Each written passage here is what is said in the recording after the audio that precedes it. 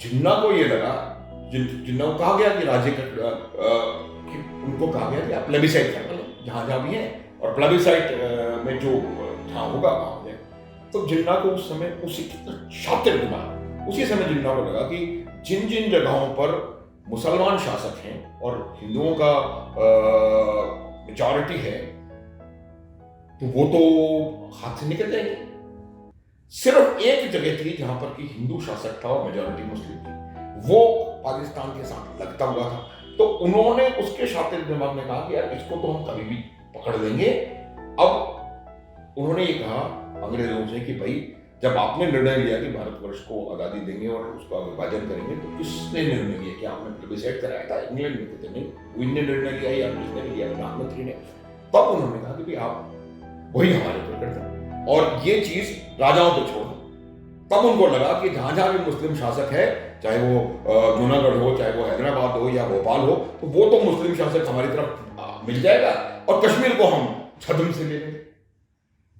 उनको ये मालूम नहीं था कि पटेल नाम की कोई चीज भारतवर्ष में है। और बाकी जो उसके बाद हुआ वो आपने देखा कि किस प्रकार से जितने भी भारतवर्ष के अंदर के जो मुस्लिम शासक थे उन्होंने भी भारतवर्ष में भारत आ गए, और कश्मीर का यही इश्यू हो गया कि हमने निर्णय लेने में कुछ समय गंवा दिया।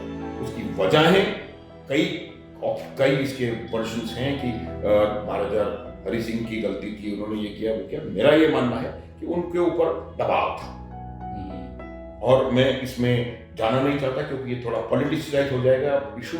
लेकिन ये बात आप मान लें कि वो जो 4-5 दिन थे, उन 4-5 दिनों में पाकिस्तान की सेना ने अपने कबाइलियों के साथ धोखे से मिलकर के वो आए और उन्होंने जम्मू कश्मीर के कुछ हिस्से पर कब्जा कर लिया। लेकिन फिर भी जैसे ही हमारी सेना 27 अक्टूबर को पहुंची है वहां पे, उसकी भी कहानी है, मैं आपको अलग से ऑफ कैमरा उसकी पूरी कहानी समझाऊंगा कि कैसे हुआ।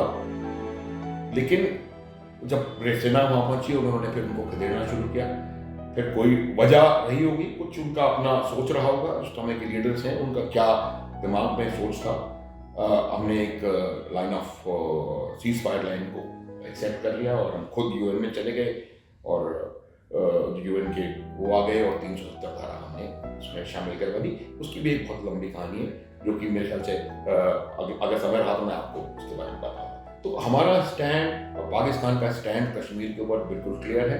पाकिस्तान बिल्कुल नाजायज तरीके से कश्मीर को लेना चाहता है, क्योंकि कश्मीर जो इंस्ट्रूमेंट ऑफ एक्सेशन बाकी राजाओं ने, बाकी नवाबों ने साइन किया था, exactly verbatim same instrument of accession जो है महाराजा हरि सिंह ने किया था। तो ये कोई नहीं कह सकता कि हमने कुछ कंडीशंस पे विलय हुआ था। ये जो अब्दुल्ला और ये लोग हैं, ये लोग कभी कभी इस बात को गुपकर गैंग में बोलता हूँ उनको, ये गुपकर गैंग कभी कभी इस बात को उड़ाते कि हमने तो कंडीशंस पे किया था, आपने वो कंडीशन, कोई कंडीशन नहीं थी।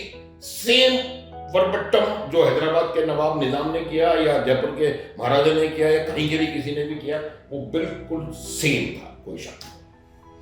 अब समझ में आ जाना चाहिए ये कश्मीर की कहानी कहां से कहां घूम रही है। और ये गुपकार गैंग जो है, ये एक ऐसी गैंग है जो अपने सिर्फ लाभ के लिए कश्मीर को भ्रमित करने का काम कर रही है, वहां के नौजवानों को भ्रमित करने का काम कर रही है। और निश्चित रूप से वो दिन आप याद करिए जिस दिन आतंक की पूरी चपेट के अंदर पूरा कश्मीर था, कश्मीरी पंडितों को रातों रात खदेड़ दिया था, उनकी संपत्ति पे कब्जा कर लिया था। मत याद करिए उस दृश्य को, मत करिए उस रात को, मत देखिए उस काली रात को। याद करके रोंगटे खड़े हो जाते हैं जब हमारी माँ बहन और बेटियों के साथ में जितनी क्रूरता, जितनी निम्न स्तर के काम किए, बोलने में भी शर्म आती है उन शब्दों को। वो दिन था लाल चौक के ऊपर तिरंगा नहीं फहरा करता था, आज वो दिन है जब डंके की चोट पर लाल चौक पर तिरंगा फहरता है और वहां का आदमी डंके की चोट पर भारत माता की जय बोलता है, वंदे मातरम बोलने में उसको शर्म नहीं है। स्कूलों के अंदर, कॉलेजों के अंदर, अस्पतालों के अंदर, हमारी सारी जितनी भी सरकारी इमारतें हैं उनके ऊपर तिरंगा लहरता है और डंके की चोट पर रहता है। एक नहीं, दो उनके झंडे थे, उन्होंने अपने ध्वज बना रखे थे।